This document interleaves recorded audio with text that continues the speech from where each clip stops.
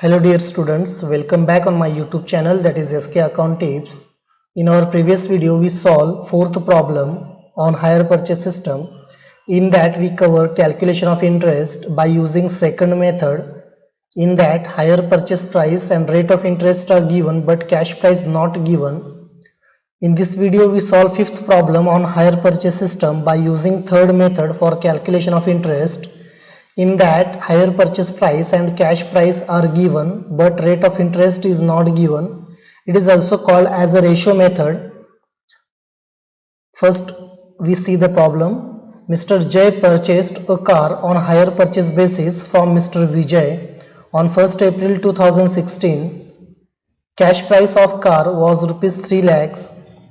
Mr. J was paid rupees 60,000 on signing the agreement and took the delivery of car. Balance was paid in 4 equal installments of rupees 72,000 each. 10% depreciation was charged under reducing balance method, and calculate interest and prepare journal entries and ledger accounts in the books of J and Vijay. हा problem आहे. You should write this problem in your notebook.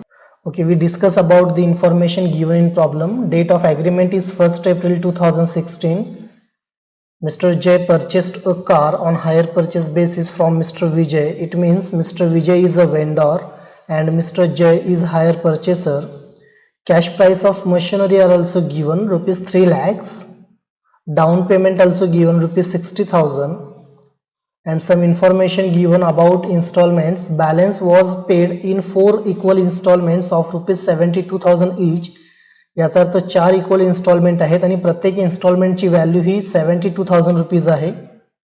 Then rate of depreciation are also given. 10% depreciation we charge by using reducing balance method. जर problem read केला तर आपल्याला असं दिसून येईल की प्रॉब्लेममध्ये आपल्याला कॅश प्राइस दिलेली आहे, आपल्याला इन्स्टॉलमेंटच्या व्हॅल्यू दिलेल्या आहेत, बट आपल्याला रेट ऑफ इंटरेस्ट प्रॉब्लेममध्ये कुठेही दिलेला नाही आहे. Hence we solve this problem by using ratio method. It means when cash price and hire purchase price are given but rate of interest is not given, कारण problem मध्ये आपल्याला rate of interest कुठेही दिलेला नाही आहे. Okay, before solve this problem we solve some working notes. आपल्याला एक तर टोटल इंटरेस्ट कॅल्क्युलेट करावं लागेल.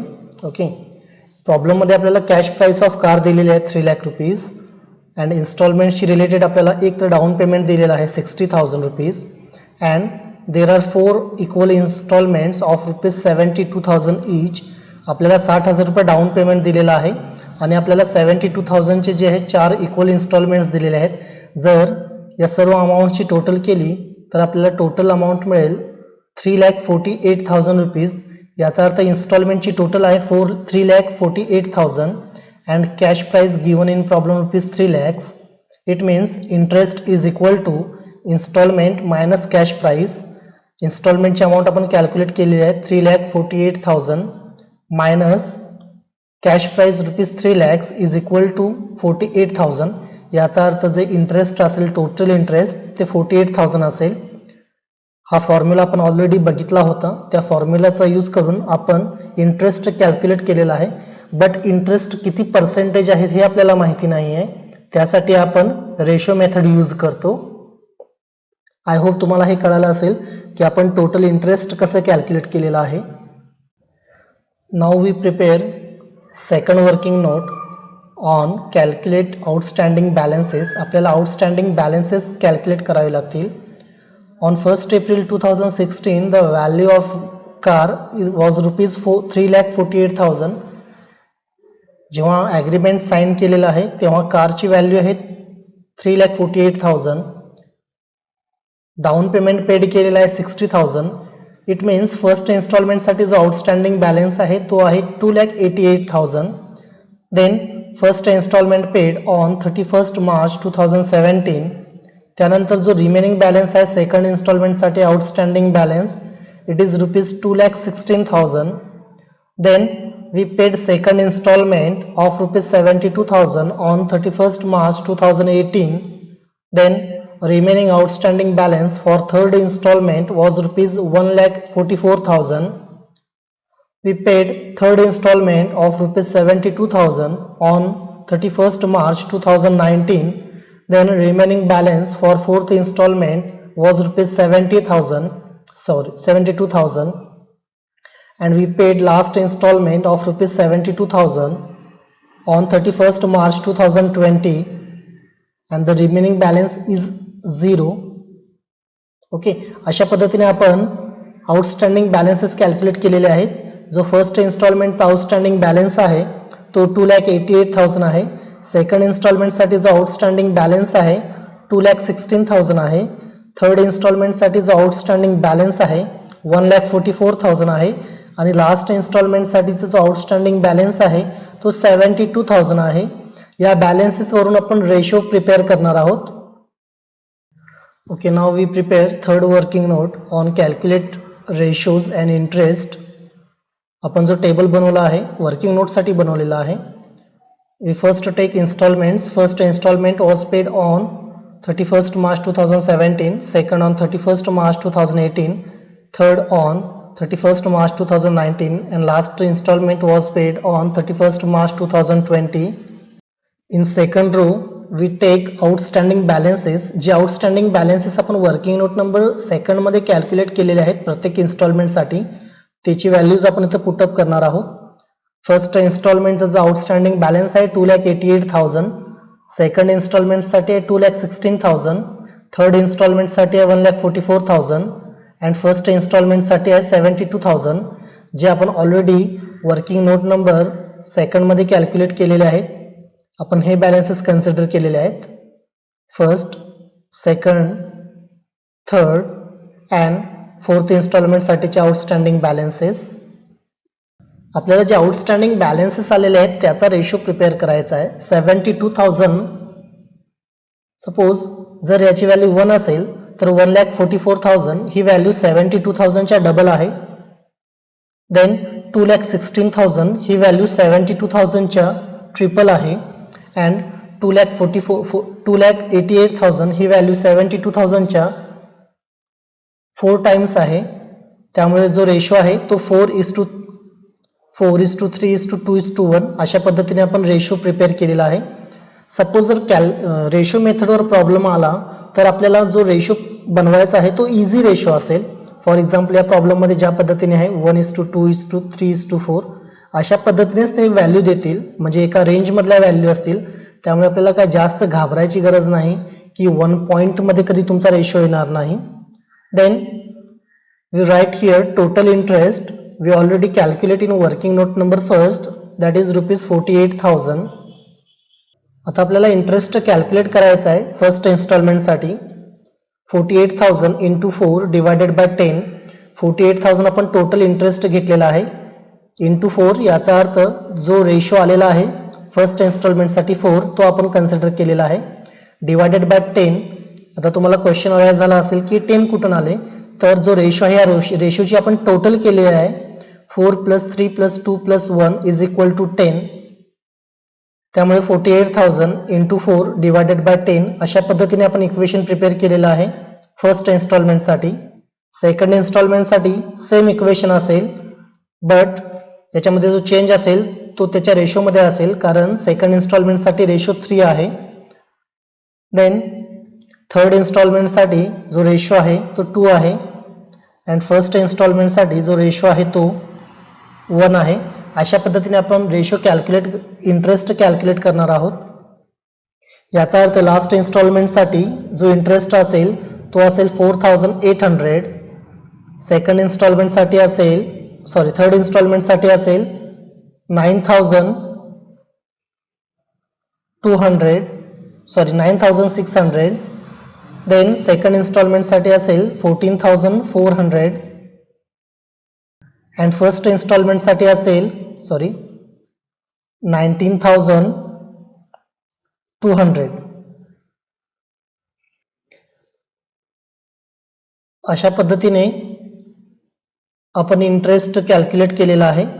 आय होप तुम्हाला हे कळालं असेल की इंटरेस्ट कसं कॅल्क्युलेट करतो आपण.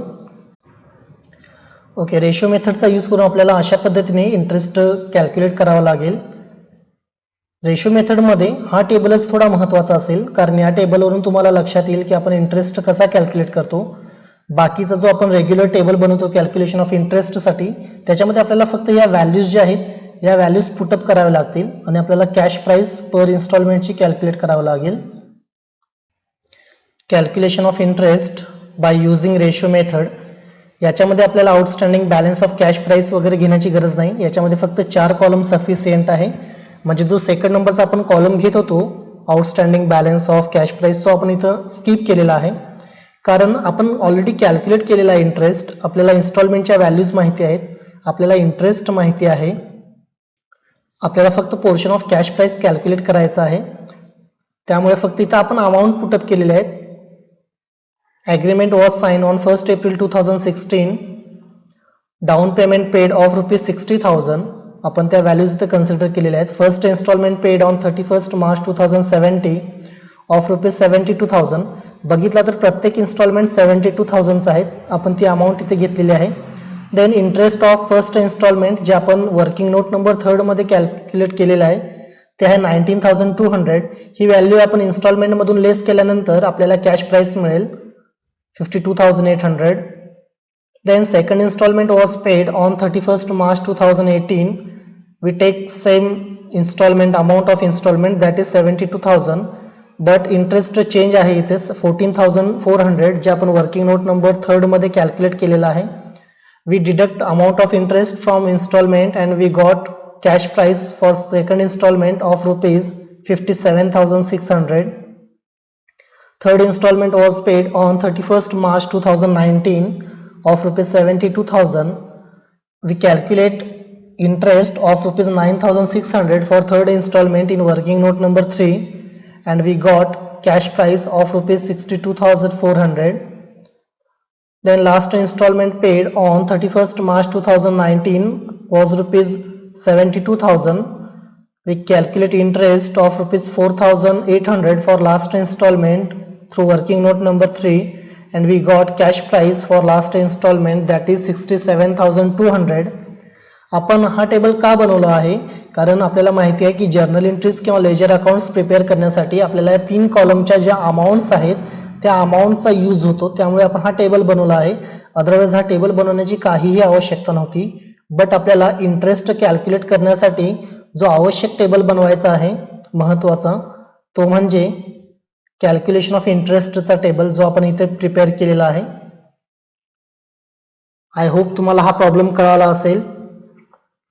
जनरली आपण 3 मेथड्स बघितलेले आहेत. एक तर फर्स्ट मेथडमध्ये ज्यामध्ये cash price, hire purchase price आणि रेट ऑफ इंटरेस्ट 3ही दिलं होतं.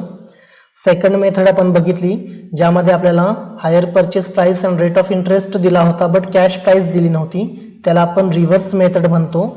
देन थर्ड मेथड आहे ज्याच्यामध्ये आपल्याला hire purchase price and cash price दिलेली आहे बट रेट ऑफ इंटरेस्ट दिलेला नाही आहे. ती ही मेथड आहे ज्याला आपण रेशो मेथड म्हणतो. अशा पद्धतीने आपण रेशोज कॅल्क्युलेट केलेले आहेत. त्यानंतर आपण इंटरेस्ट कॅल्क्युलेट केलेला आहे. आपण रेशो मेथडचा आणखी एक प्रॉब्लेम बघू ज्याच्यामध्ये आपण फक्त इंटरेस्ट कॅल्क्युलेट करणार आहोत. ज्या जर्नल एंट्रीज आहेत आणि लेजर अकाउंट्स आहेत जय आणि विजय या दोन्हींच्या बुकमध्ये, ते तुम्हाला स्वतः प्रिपेअर करावं लागेल. हा पूर्ण टॉपिक झाल्यानंतर हायर परचेस प्राइसचा मी तुम्हाला पुन्हा एकदा सांगेन की या टॉपिकमध्ये इम्पॉर्टंट काय आहे, या टॉपिकमधलं एक्झाममध्ये काय विचारलं जातं एक्झॅक्टमध्ये, तुम्हाला कशावर जास्त फोकस करावं लागेल. आणि बऱ्याच स्टुडंट्सचं जे रिप्लाय आला होता की त्यांना अजून एखादा प्रॉब्लेम लेजर अकाउंट्स आणि जर्नल एंट्रीजवर सॉल्व्ह करून हवा आहे. तर आपण हा प्रॉब्लेम किंवा याच्या आधी जो प्रॉब्लेम झालेला आहे तो प्रॉब्लेम आपण सर्वात शेवटी त्याचे पुन्हा जर्नल एंट्रीज आणि लेजर अकाउंट्स सॉल्व्ह करून बघू. आय होप तुम्हाला हे कळालं असेल की कशा पद्धतीने आपण रेशो मेथडने इंटरेस्ट कॅल्क्युलेट करतो. Thank you for watching this video. If any query please contact me. My mobile number is 9923366838. My email ID is salmankak313@gmail.com. Please subscribe my YouTube channel, like, share this video and comment on it. Thank you.